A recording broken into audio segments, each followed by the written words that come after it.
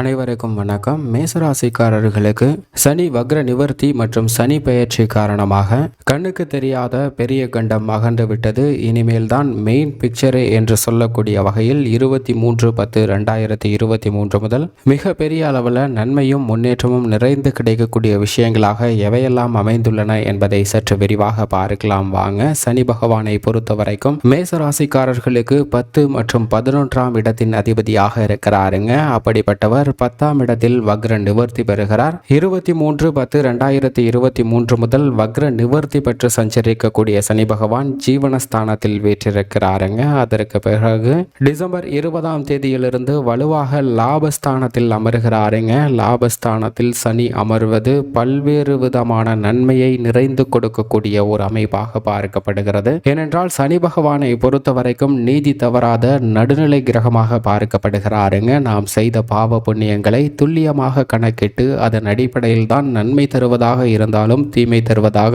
இருந்தாலும் கொடுக்கக்கூடிய ஒரு சக்தி வாய்ந்த கிரகமாக இருக்கிறார். அப்படிப்பட்டவர் ஒருவருடைய ஜாதக அமைப்பில் மிக வலுவாக ஜென்மராசியிலோ அஷ்டமத்திலோ அமரும் போது பெரிய அளவிற்கு நன்மைகள் எதிர்பார்க்க முடியாது. அதீத சிரமங்களை சந்திப்பதற்கான வாய்ப்பு இருக்குங்க. அதே போதுதான் ஏழரை சனியின் முற்பகுதியிலும் பிற்பகுதியிலும் சிரமங்கள் இருக்கும். அதே போன்று அர்த்தாஷ்டகஸ்தானம் மற்றும் கண்டச்சனியாக சனி அமரும் போதும் சில சிரமங்களை சந்திப்பதற்கான வாய்ப்பு இருக்கிறது. ஆனால் அதே சமயம் சனி பகவானின் அமைப்பு காரணமாக நடுநிலையான பலன்களை பெறுவதற்கான வாய்ப்பு 5, 9, 10 ஆகிய இடங்கள்ல கிடைக்கிறதுங்க. மேசராசிக்காரர்களுக்கு தற்போது 10ஆம் இடம் ஆகிய ஜீவனஸ்தானத்தில் வலுவாக ஜீவனாதிபதியாக இருக்கக்கூடிய சனி பகவான் வக்ர நிவர்த்தி பெற்று அமர்கிறார். இது வரவேற்கத்தக்க ஒரு அமைப்பாக பார்க்கப்படுகிறது. அதைவிட சனி பகவான் மிக வலுவாக 3, 6, 11 ஆகிய இடங்களில் சஞ்சரிக்கும் போது அபரிவிதமான நன்மையும் முன்னேற்றத்தையும் அள்ளி கொடுக்கக்கூடிய அதிர்ஷ்டத்தை கொடுக்கக்கூடிய ஒரு அமைப்பான லாபஸ்தானத்தில் சென்று சஞ்சரிக்க போகிறாருங்க.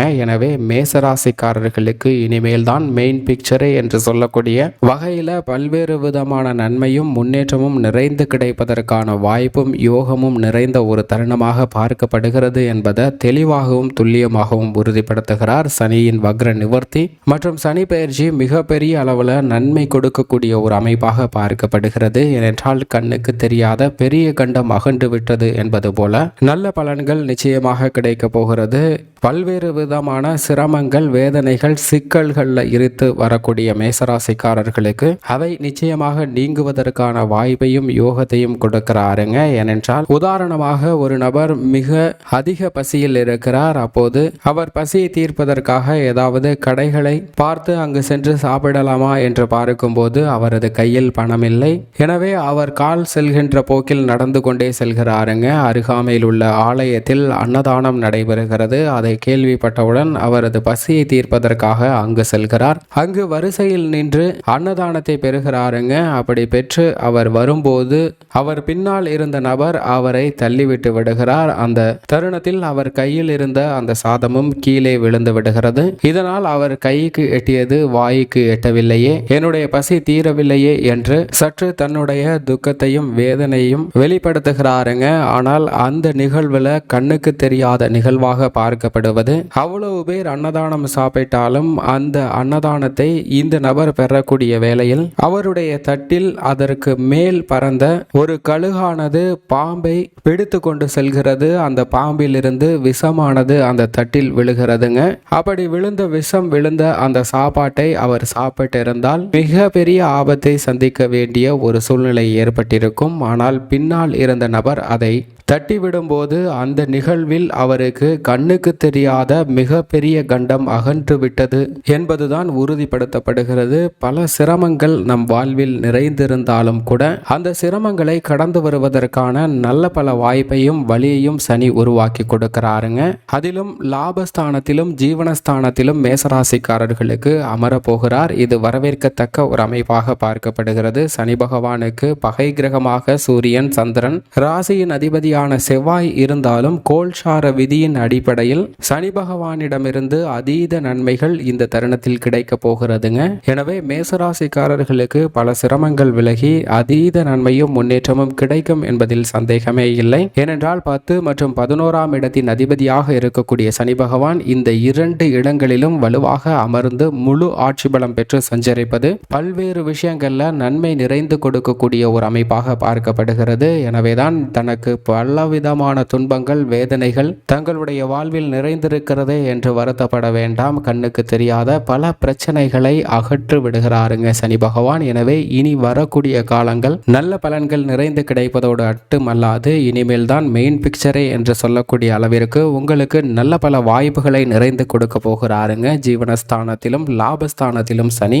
ஏனென்றால் இந்த இரண்டு இடங்களிலும் அதீத நன்மைகளை கொடுக்கக்கூடிய ஒரு வலுவான அமைப்பில் சஞ்சரிப்பார் என்பதுதான் யதார்த்தமான உண்மை. மேசராசிக்காரர்களின் குடும்ப சூழ்நிலையை பொறுத்த வரைக்கும் ஜீவனஸ்தானத்திலும் லாபஸ்தானத்திலும் சனி அமர்ந்திருக்கிறாருங்க. இந்த தருணத்தில் குரு ஜென்மராசியில் அமர்ந்திருக்கிறார். ஜென்மராசியில் அமர்ந்திருந்தாலும் முழு சுப கிரகமாக இருப்பதால் பெரிய அளவிற்கு சிரமம் இல்லை. மற்ற கிரக நிலைகளும் ஓரளவிற்கு நன்மை தரக்கூடிய அமைப்பில் சஞ்சரிப்பதால் பல்வேறு வகையான குடும்ப ரீதியான போராட்டங்கள் முடிவுக்கு வரக்கூடிய ஒரு தருணமாக பார்க்கப்படுகிறது. குடும்பத்தில் ஒற்றுமை அதிகரிக்குங்க. சின்ன சின்ன பிரச்சனைகள் ஏற்பட்டாலும் கூட அவை உடனடியாக தீர்வுக்கு உள்ளாக்கப்பட்டு குடும்பத்தில் சந்தோஷமும் மகிழ்ச்சியும் நிறைந்து பெறுவதற்கான வாய்ப்பும் யோகமும் கிடைக்கிறது. உடல்நல ஆரோக்கியம் என்பது முன்னேற்றத்தை பெறக்கூடிய ஒரு தருணமாக பார்க்கப்படுகிறது. பல்வேறு விதமான சுப நிகழ்வுகள் இனிமையாக நடைபெறும். திருமணம், குழந்தை பாக்கியம் உள்ளிட்ட அனைத்து விதமான இனிமையான நிகழ்வுகளை சந்திப்பதற்கான வாய்ப்பு மேசராசிக்காரர்களுக்கு கிடைக்கிறது. உத்தியோகம் மற்றும் தொழில் ரீதியாக ஜீவனஸ்தானத்திலும் லாபஸ்தானத்திலும் வலுவாக அமருகிறாருங்க சனி பகவான். இந்த இரண்டு இடத்திற்கும் அதிபதியாக இருக்கக்கூடிய சனி பகவான் உச்ச பலம் பெற்று முழு ஆட்சி பலத்துடன் நல்ல நன்மை நிறைந்து கொடுக்கக்கூடிய ஒரு அமைப்பில் சஞ்சரிப்பது பல்வேறு வகையான சிரமங்களை விலக்கி அதீத முன்னேற்றத்தை நிறைந்து கொடுக்கக்கூடிய ஒரு அமைப்பாக பார்க்கப்படுகிறது. நிரந்தர வேலை வாய்ப்பு, தொழில் ரீதியாக புதிய முயற்சிகளில் மிகப்பெரிய அளவு வெற்றி கிடைப்பது, பின்னடைவு ஏற்பட்ட விஷயங்களை கூட சரி செய்து முன்னேற்ற பாதையில் இட்டு செல்வது போன்ற அனைத்துமே கிடைக்கக்கூடிய ஒரு தருணமாக பார்க்கப்படுகிறது.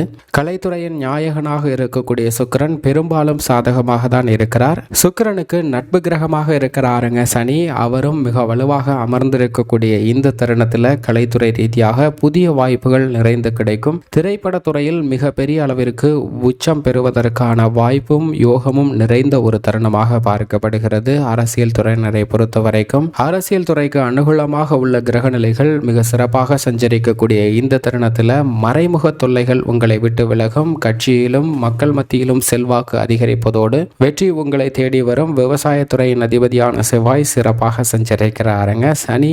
அவரது பகை கிரகமாக இருந்தாலும் கோல்சார விதியின் அடிப்படையில் நல்ல பலன்களை நிறைந்து கொடுக்க போகிறார். எனவே விவசாய ரீதியாக நன்மைகள் நிறைந்து கிடைக்கும். அரசாங்க சலுகைகள் உள்ளிட்ட பல விஷயங்கள் நன்மை நிறைந்தவையாக அமையும். மாணவ மாணவியரை பொறுத்த வரைக்கும் கல்வியில் நல்ல முன்னேற்றம் கிடைக்கும். பெண்மணிகளை பொறுத்த வரைக்கும் சனி வலுவாக அமர்ந்து சஞ்சரிப்பது பெண்மணிகளுக்கு ஏற்படக்கூடிய பல சிரமங்கள், கண்ணுக்கு தெரியாத பல பிரச்சனைகள் உங்களை விட்டு அகலுகிறது என்பதை உறுதிப்படுத்துகிறாருங்க. எனவே இனி வரக்கூடிய காலம் பெண்மணிகளுக்கு மிக சிறந்த வளர்ச்சியும் முன்னேற்றமும் கிடைக்கக்கூடிய ஒரு தருணமாக அமைய போகிறது என்பதை சனி உறுதிப்படுத்துகிறார். மேலும் இந்த தருணத்தை மிக சிறந்த மகிழ்ச்சிகரமான தருணமாக மாற்றிக்கொள்ள வேண்டும் என்றால் நிச்சயமாக மேசராசிக்காரர்கள் வாரத்தில் சனிக்கிழமை விரதமிருந்து அருகாமையில் உள்ள சனி பகவான் அல்லது பெருமாள் அல்லது ஆஞ்சநேயர் ஆலயம் சென்று வழிபாடு செய்யுங்கள். நிறைந்த நன்மையும் முன்னேற்றமும் நிச்சயமாக உங்களுடைய வாழ்வில் கிடைக்கும் என்பதில் துளியளவும் சந்தேகமே இல்லை.